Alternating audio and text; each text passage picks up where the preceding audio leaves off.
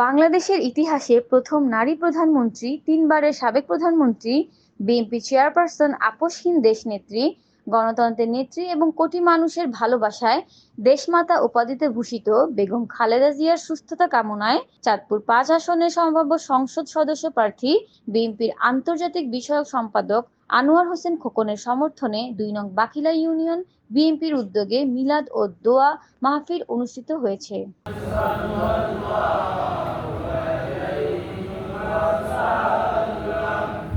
শুক্রবার জুমার নামাজের পর বাকিলা পশ্চিম বাজার আল-আমিন জামে মসজিদে অনুষ্ঠিত দোয়া মাহফিলে অত্র মসজিদের খতিব হাফেজ আবু তাহের মিলাদ ও দোয়া পরিচালনা করেন।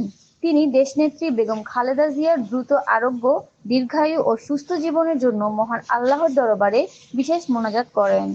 মিলাদ ও দোয়ার অনুষ্ঠানে উপস্থিত ছিলেন চাঁদপুর জেলা বিএনপির ওলামা দলের সিনিয়র সহসভাপতি মাওলানা রফিকুল ইসলাম, মোহাম্মদ আবু জাফর ব্যাপারী, সাবেক ভারপ্রাপ্ত সভাপতি ২ নং বাকিলা ইউনিয়ন বিএনপি মোহাম্মদ খলিলুর রহমান ব্যাপারী, সাবেক সাধারণ সম্পাদক ২ নং বাকিলা ইউনিয়ন বিএনপি মোহাম্মদ জাকির হোসেন ব্যাপারী, ২ নং বাকিলা ইউনিয়ন বিএনপির সাবেক সাধারণ সম্পাদক, উপজেলা যুবদল নেতা মোহাম্মদ রাসেল গাজী, মোহাম্মদ নাসির উদ্দিন মিলন সাবেক সভাপতি, ২ নং বাতিলা ইউনিয়ন ছাত্র দল মোহাম্মদ ফজলুল হক বাবলু, সাবেক সহসভাপতি ২ নং বাতিলা ইউনিয়ন ছাত্র দল মোহাম্মদ হুমায়ুন কবির পাটোয়ারী, সাবেক সাধারণ সম্পাদক ২ নং বাতিলা ইউনিয়ন ছাত্র দল, স্থানীয় বিএনপি, যুবদল ও তৃণমূল নেতাকর্মী ও স্থানীয় মুসল্লিবৃন্দ।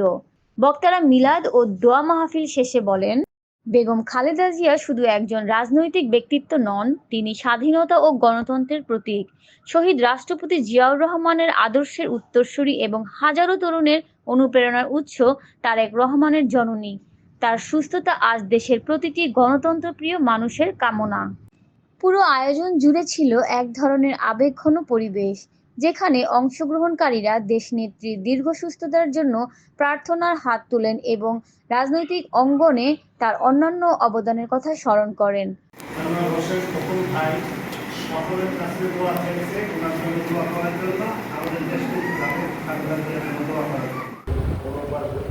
উৎসবের মাধ্যমে হইচই মাধ্যমে পালন করা না হয়, যেন দোয়ার মাধ্যমে এই জন্য কেন্দ্রীয় বিএনপির দোয়ার মাধ্যমে আমাদের প্রতিষ্ঠান এই বর্ণবার্ষিক পালন করার জন্য আহ্বান করা হয়েছে।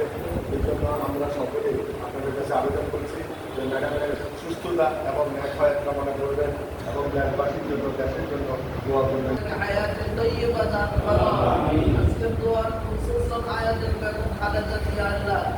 আল্লাহ অসুস্থ, তুমি তাকে সুস্থতা দান করো। আল্লাহ তাকে হায়াতে তৈয়বা দান করো।